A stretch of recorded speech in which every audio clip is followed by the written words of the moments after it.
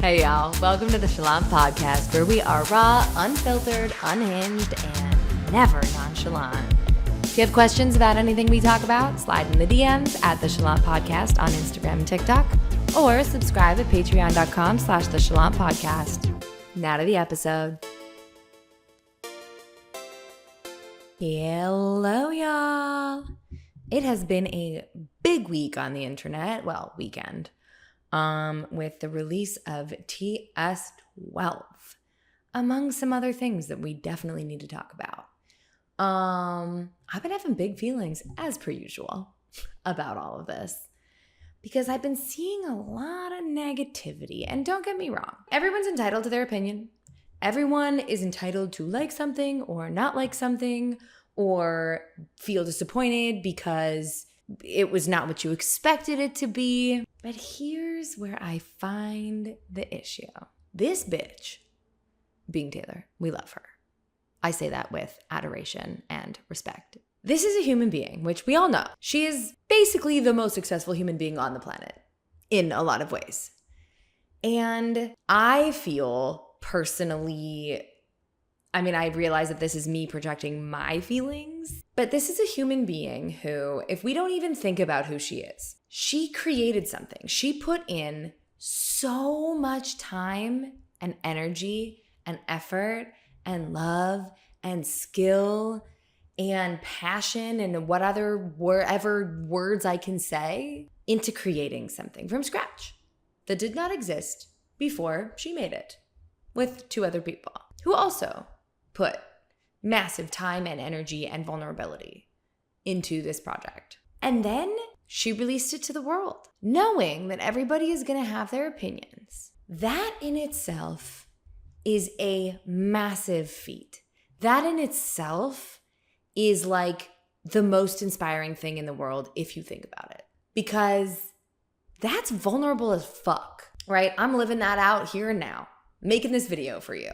Vulnerable as fuck. And it's so normalized in our society that we have celebrities and that we have these people who come out and are honest and open. And I think we don't talk enough about how hard that is. When you pour everything into something and then you let other people see it, like, ask yourself really seriously, when was the last time you let people see you like that? I would be willing to bet, well, for some of you, probably today.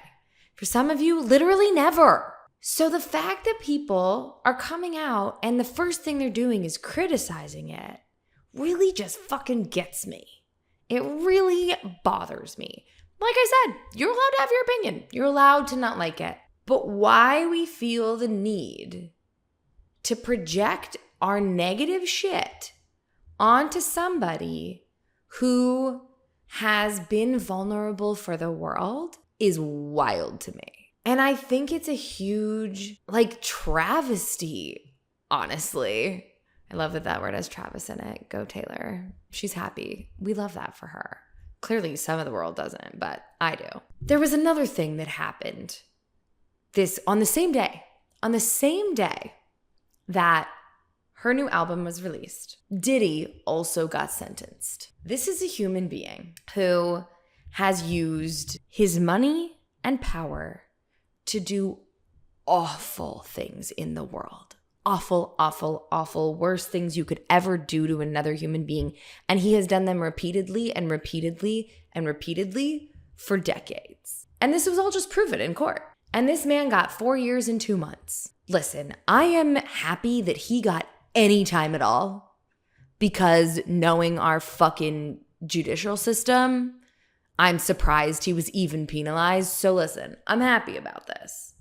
That being said, he's probably going to serve 1 year and then be back out to terrorize all of the human beings who put their safety and their reputations and their vulnerability on the line to testify in court. He's going to be free to just go and terrorize them. And we are collectively, as a society, putting all of our time and energy into criticizing a human who created something that is nothing but fun. Listen, I fucking love this album.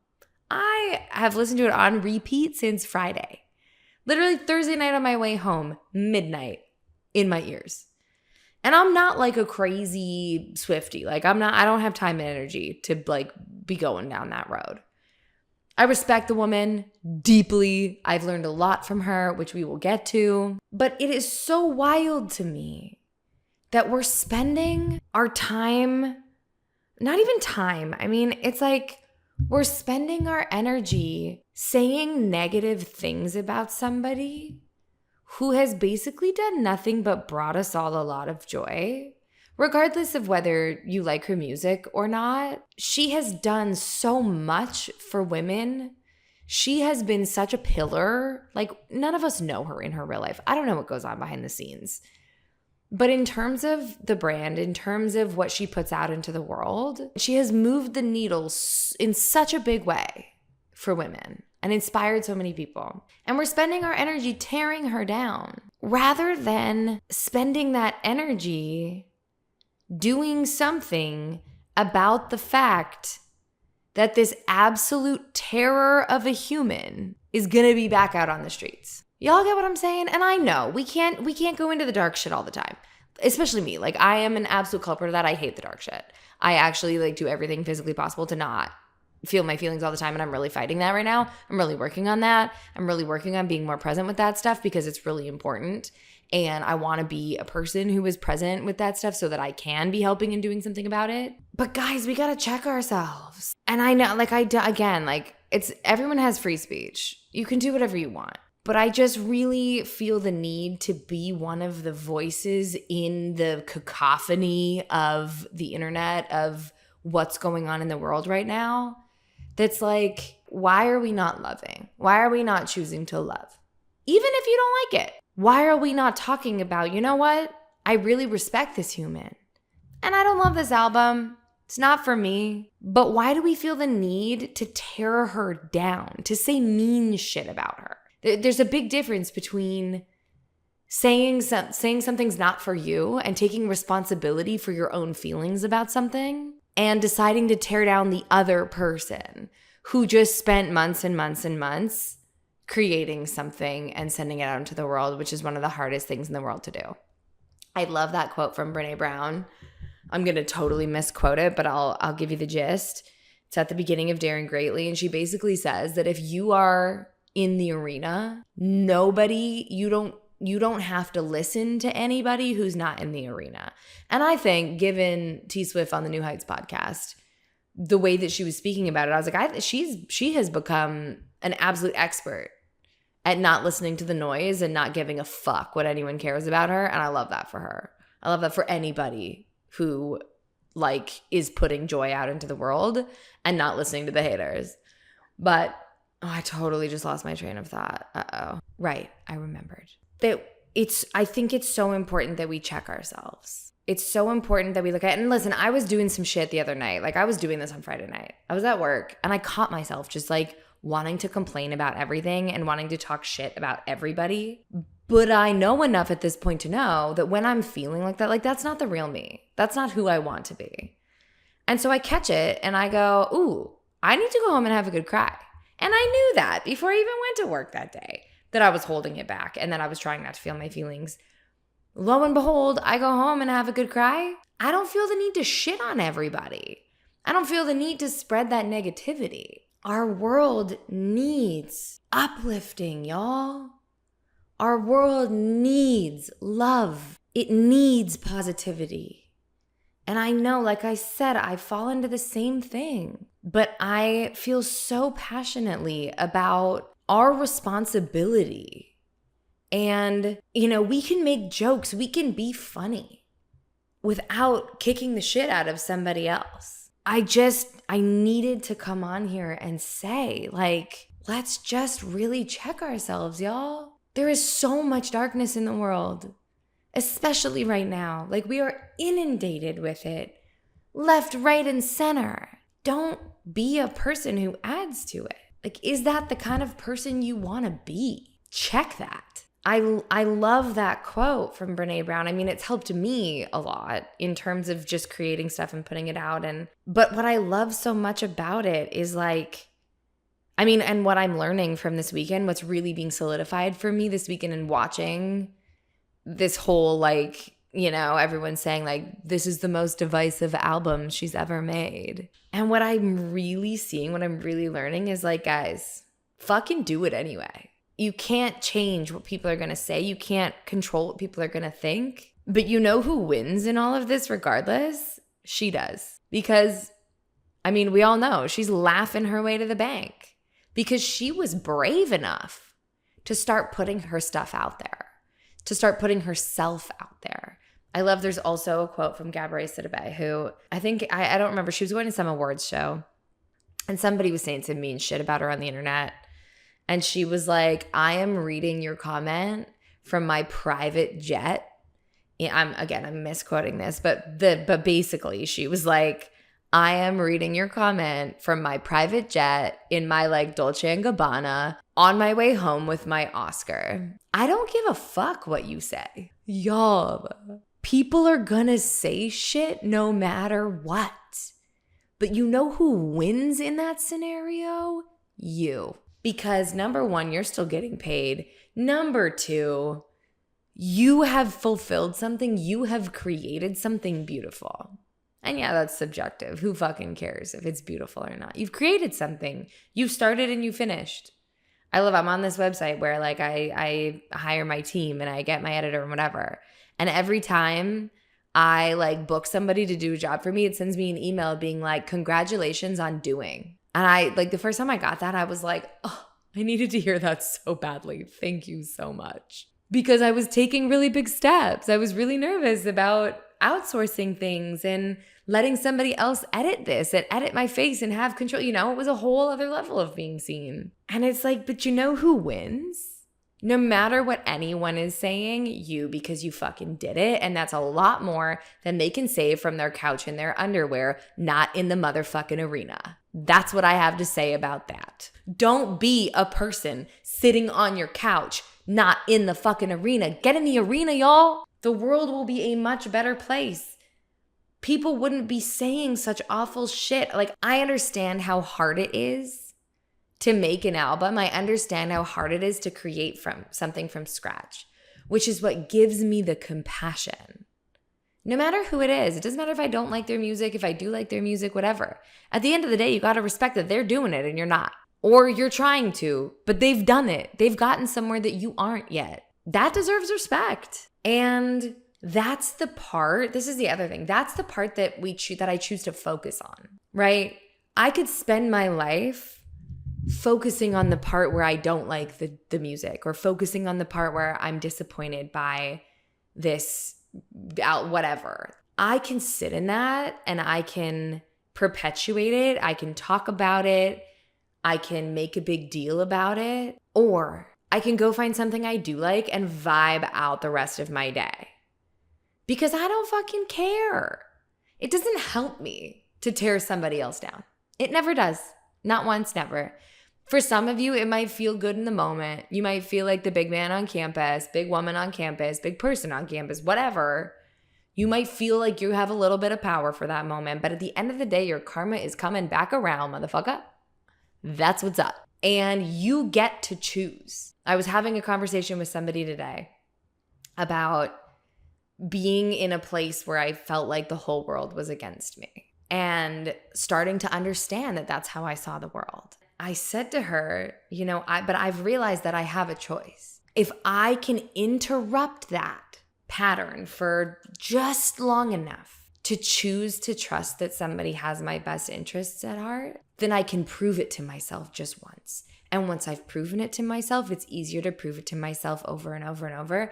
And the next thing you know, I'm walking through life with the feeling that everybody's cheering for me and everybody wants me to succeed. And you know how you succeed? By fucking believing that you will. So are you gonna be a person who wants to focus on how everyone's hurt you and how everything in the world is bad? Or do you wanna be in a place where you know you're the lucky person?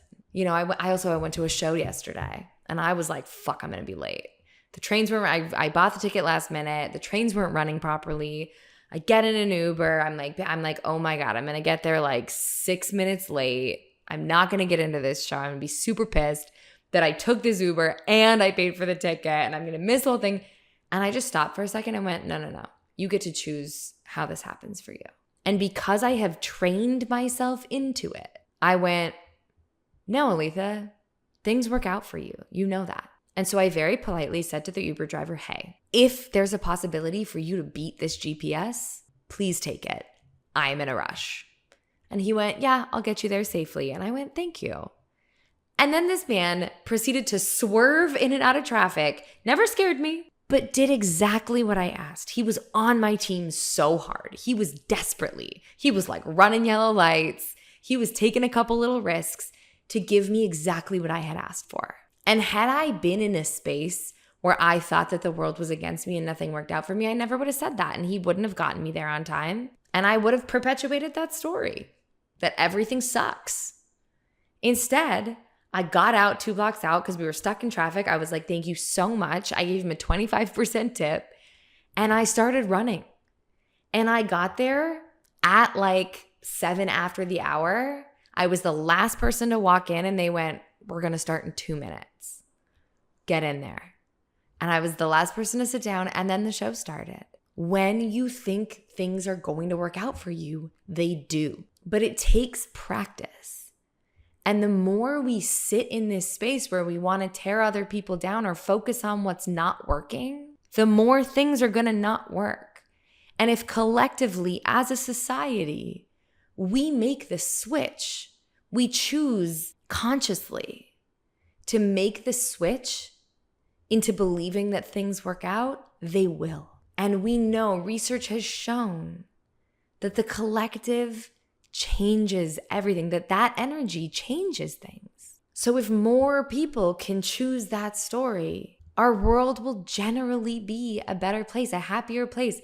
We all complain about how all we hear about right now is the carnage, the war, the killing, the negativity, all this awful shit. But the part that we can control, we can either sit here and complain about the fact that that's happening, or we can make little choices every day to change the paradigm. The day that I learned that my energy could change another person, when I started acting is all about like having an opinion and changing the person in front of you, right? When you're in an intense scene, you're fighting with somebody. The point of saying things is to change the other person. It's just like normal life, right? If I'm having a conversation and I want to get my point across, I want the other person to be on my side, right? I'm trying to change them. And I realized early on in my acting training that I didn't believe that I could change somebody, that I didn't think I was important enough, that nobody would listen to me. And so it didn't matter what I said or did. So I was very in protection mode. I was very in like, well, just protect myself from what's bad that's coming at me instead of being able to fight back with it and saying like, no, we're going to do this my way. And I've now learned that when I walk into a room with that like deeply rooted, embodied, positive energy, it can lift the spirits of every fucking where I go. And then my life is incredible because everywhere I go, people are happy. It's not rocket science and it's not one of those things that you're just born with. Like you can choose it. You can choose to have that energy. You can choose and practice. Like it takes practice and it takes processing all the shit that's holding you down. It takes being with your shit. I'm not saying it's easy necessarily, but what I'm saying is that we have a choice. And it really fucking hit me this weekend how many people are choosing to tear others down. And then we get mad at other people for doing it. But if we choose to collectively bring each other up, that is when everybody wins. That's when you stop seeing awful shit on your social media. Wow, I really didn't know this was going to go there today. My nose is really itchy. As per usual, I didn't plan any, I kind of had an idea of things that I wanted to say, but I didn't plan any of this, and in true Alethea fashion, we went on a tangent. But I loved that tangent. I'm just like, I'm even reaching a new level right now of feeling like I can impact. It's like I learned that I could impact one person or I could impact a room, and now here I am on the internet trying to have an impact on even more. Please, for the love of God and all that is holy, or each other or fucking whatever. See what happens if you spend a week catching yourself every time you want to say something mean or negative. Just catch yourself and see what happens if you find the positive. Also on this walk with my friend today, I was, catching her up on all things, my friends blowing up the relationship. And I said, but I'm grateful. I'm grateful that I just saw everyone's true colors and I didn't get in deeper. And now I have time and space to do things I want to do. And she was like, that's a very adult way of looking at it. And I was like, honestly, I didn't even have to try to look at it that way because I've spent so much time training myself to see the good, training myself to see the gratitude. And like that, it caught me by surprise, honestly, when I was like, whoa, I'm actually, I had my feelings. I was sad, I was upset. But the biggest feeling out of all of them was just gratitude that what wasn't right for me left my life. And I know that the right things will come and make space for the right things. And that's okay. On the other hand, the things that I wanted to say about the T Swift effect and what I personally love so much and what I've learned from her is the way that I love that segue. I didn't even mean to do this. But it's the way that she takes all of the shit and turns it into gold. She has been, since the beginning of her career, she has been fearless in sharing herself and stating really what's going on for her, right? Like if you listen to any of her Rolodex, you'll notice that she admits to crying all the way home often. That's a thing that I never would have fucking told anybody. I would have been like, no, I don't care. I'm cool, girl. I am nonchalant. Whatever. You had no effect on me. And she has so bravely just been like, yeah, this is how that made me feel. And that was really fucked up. You shouldn't have done that. That hurt. And number one, I've learned so much from that. Number two, at every turn, this is a human who's been, bullied in the media and made fun of. And every single time she looked at what everyone was saying and went, watch me. And she turned it into money. The first time that really hit me was in her album 1989, where everybody was saying that she dated too many people and blah, blah, blah. So she gave us Shake It Off. That whole album is her being like, oh, you said that I'm this? Well, okay, I'm going to own it. And now I'm a fucking billionaire. She has never been afraid, or maybe she's afraid and she does it anyway, I would assume. But she has literally taken all of the negativity, owned it, and made it hers, made it her bitch. If you go back and actually listen to everything she's ever made, she is in the habit of proving, not proving everyone wrong. That's not the right way to put it. She's you know what it is? She's in the habit of facing shit head on. She doesn't shy away. For me, most of my life, if somebody made a rumor about me, I would just shrink and not leave my house until it went away, hoping that it would go away. She looks it in the face. She takes a bite out of it and is like, I'll show you who's boss. I am not afraid of what anyone says about me. And if we could all learn a little bit from that, if we could all, when I say she's done so much for women in my lifetime, it's that boldness. It's owning your shit so hard that nobody can say anything about it. Right? I was thinking about when I was in high school and I had made some not so great decisions. I was 16 and do I tell you this whole story? I had made some not great decisions. And this girl was really mad at me because she thought I slept with her boyfriend. And whether I did or not, I will let you decide. But she messaged me being like, you slept with him, da da da. And I messaged back being like, no, I didn't. Get off my back. You're always on my shit. This isn't different. And she messages back being like, well, you slept with this other person. And I was like, yes, I did. That's my ex-boyfriend. What about it? And she never responded. It was the first time I kind of stood up for myself like that, where I was just like, yeah, and what of it? What do you want? Am I not allowed to sleep with my ex-boyfriend? Like, he's single. I didn't do anything wrong. And it was the first time that I just owned something and was like, yes, what you're saying is true. And what? And she had nothing to say back. Nothing at all. That is the Taylor Swift effect, y'all. If every time somebody comes for me, I'm willing to face it head on. I'm willing to look at that part of myself and love that part of myself and own it. Nobody can say shit. And then I have the free energy to go and make whatever the fuck I want to make. I'm now laughing to the bank, and you're sitting there being the asshole who said some shitty stuff about me. Which side of that do you want to be on, y'all?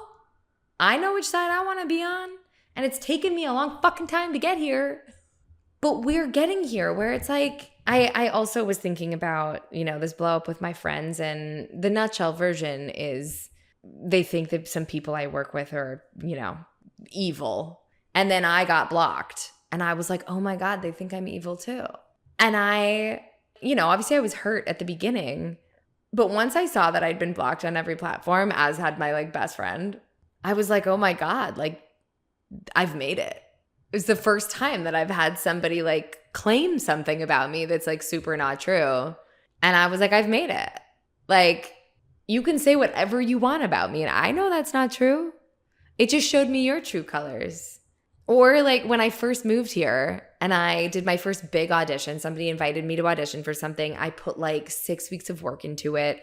It was super vulnerable. I had to dance by myself in tight clothes. It was not comfortable. And I put all this work in and I send it in and I basically get ghosted. And then I get this email that's we've decided to not go forward with you. And my first thought was but this is proof that I did it. You can see that as a rejection, or you can see that as there were years that I dreamed about auditioning in New York. And this is proof to myself that I fucking did it. I fucking got here and I put myself in the game. And that is more than most people can say. I am so goddamn proud of myself for doing that. And getting rejected means I'm doing it. That is to me, the overarching message of this episode is people are gonna say shit. People are going to reject you. Oh, I really needed to hear this today, actually. I'm having some big light bulbs in this moment. There have been people that I've wanted on the podcast that I've been every day. I'm I gotta ask them to go on. And I keep not doing it. But get rejected. Have people say shit. The first time I get a negative comment that somebody hates me on this podcast, I'm going to be fuck yeah, I'm doing it. I'm getting people's attention. Y'all, put yourself in the motherfucking game. Put yourself in the game. When you have haters, it means you're doing it. And the more haters you have, the bigger of an impact you're making. Taylor Swift has managed to get to a place where she can have half the fucking world hate on her, and she's still doing her damn thing. She's probably making a new album right now. Because she just loves what she does. And it doesn't matter what other people say. So that is my lesson today. That is my lesson for you. I love you. I believe in you. Put yourself in the motherfucking game, y'all. Till next time.